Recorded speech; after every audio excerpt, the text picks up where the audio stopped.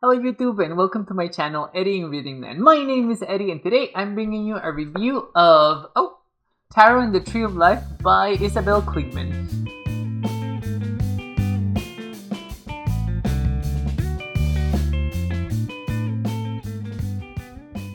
Okay guys, I do want to mention upfront that I did not like this book. I finished reading this book about 3 or 4 weeks ago, and I was very disappointed by it. But I needed to take some distance from it because the purpose for these reviews is for me to provide a critique of the book, whether it's positive or negative, and not repudiate the book. And I'm glad that I did take that time because I don't believe that this book deserves any repudiation or any disparaging or mean comments from me. I do want to say that I upfront again that I did not like this book at all. But I'm going to start by saying what I did like about this book, which was about 1% of the whole read. But in this book, I have read the most comprehensive explanation about Kabbalah and the Tree of Life ever. And it is fortunately on, let me show you guys where it is, in case you see this book in the wild and you take the 2 minutes, you take the time. I think my bookworm ego came out there. And so you actually take the time to read chapter 2. And let me see if I can show you guys over here. Chapter 2. On this book. It is excellent.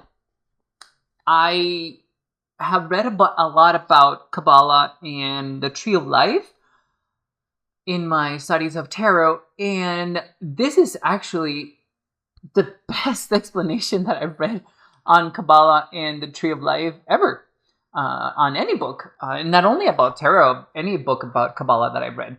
And so that was actually pretty good. I do want to say that Kliegman has an excellent understanding of Kabbalah and the Tree of Life, enough so that she made it in one chapter extremely comprehensive and very easy to follow.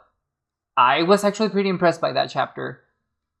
Unfortunately, that's where my positive review comes to an end for the book.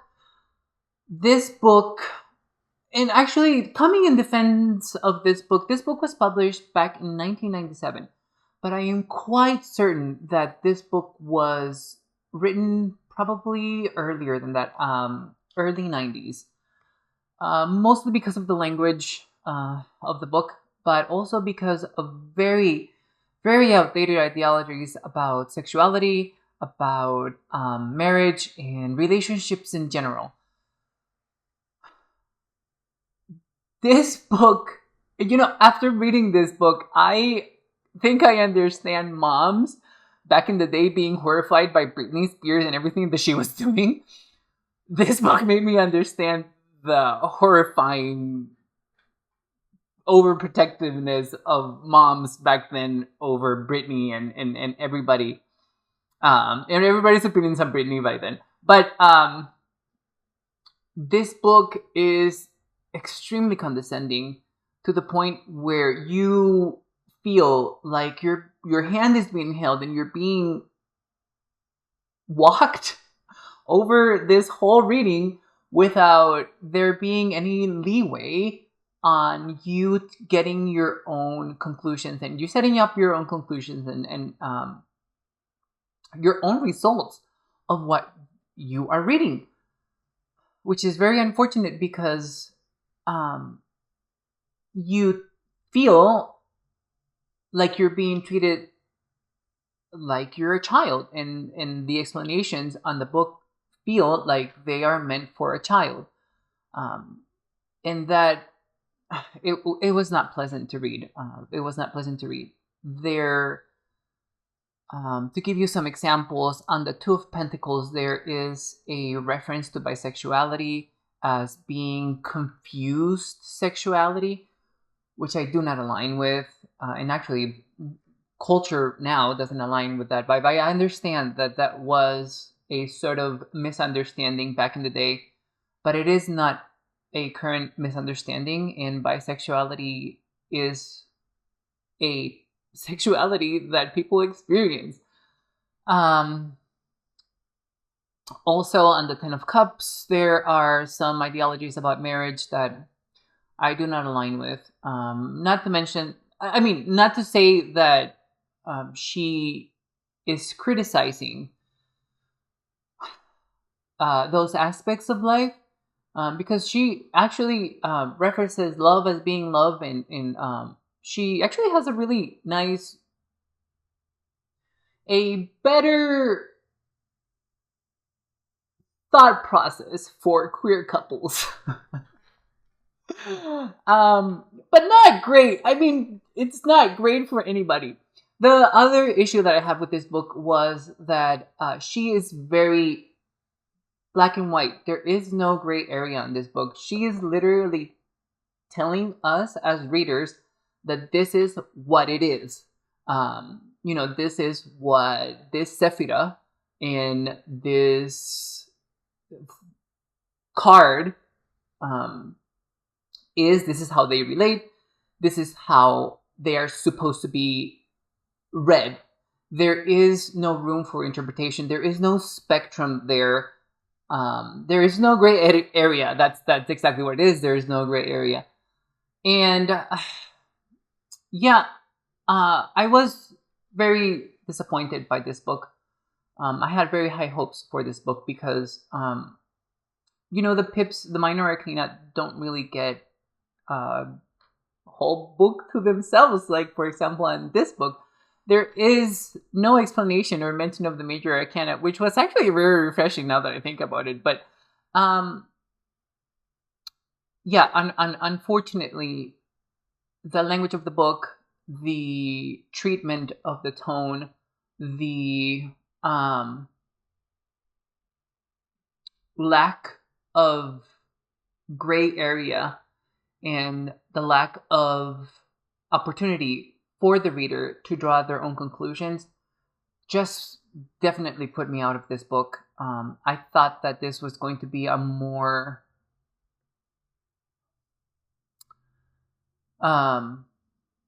neutral study of the pips, of the minor arcana, but unfortunately that wasn't it. And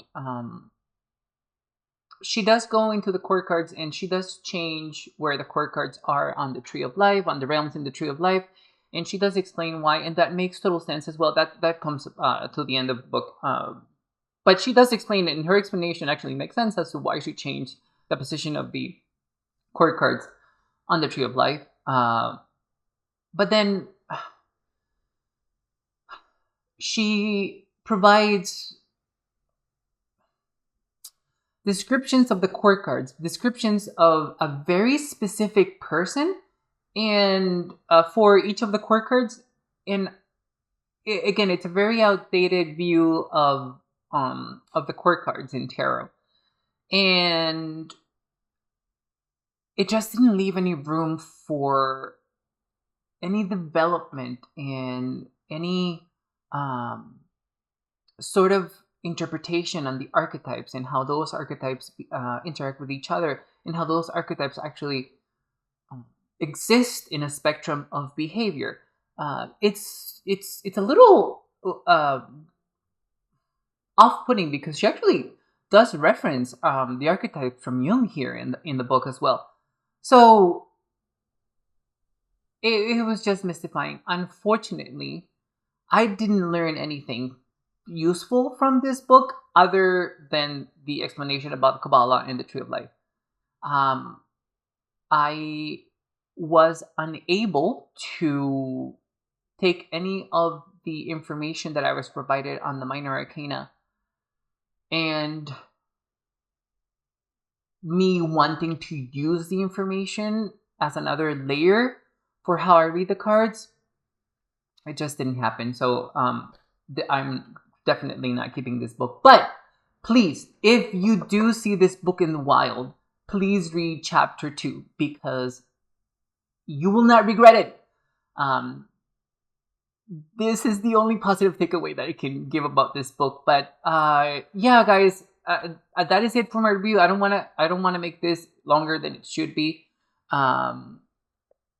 I honestly don't know who this book is for, because modern readers will probably have some of the same issues that I had with it.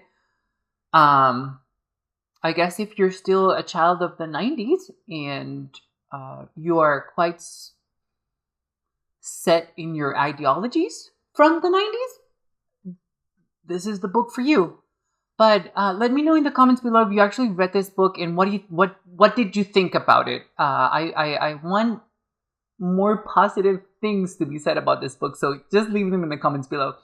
But thank you so much, guys, for being here. I really appreciate it. Bye, YouTube.